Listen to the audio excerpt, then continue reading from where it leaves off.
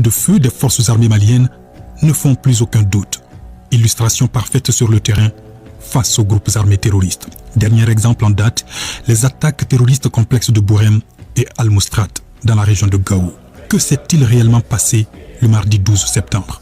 Des dizaines de motos et de véhicules avec à bord des terroristes se dirigent vers Bourem pour s'attaquer aux forces armées maliennes et aux populations civiles.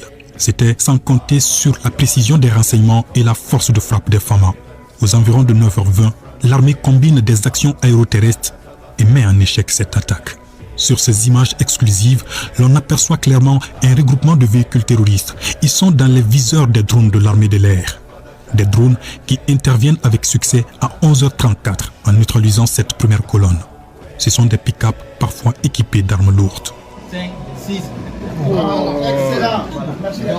Non loin de là, à Al-Moustrat, 5 minutes après, à 11h39, une seconde frappe de drone cible avec succès et un autre regroupement de véhicules terroristes.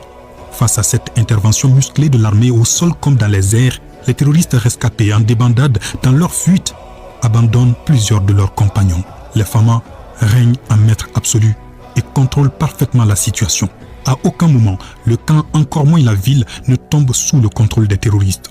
L'état-major général des armées précise dans un communiqué que les opérations se poursuivent et rassure que les forces armées maliennes restent dans le noble esprit de leur responsabilité de défense de l'intégrité du territoire national et de protection des personnes et leurs biens. 1, 2, 3, 4, 5, 6. Excellent.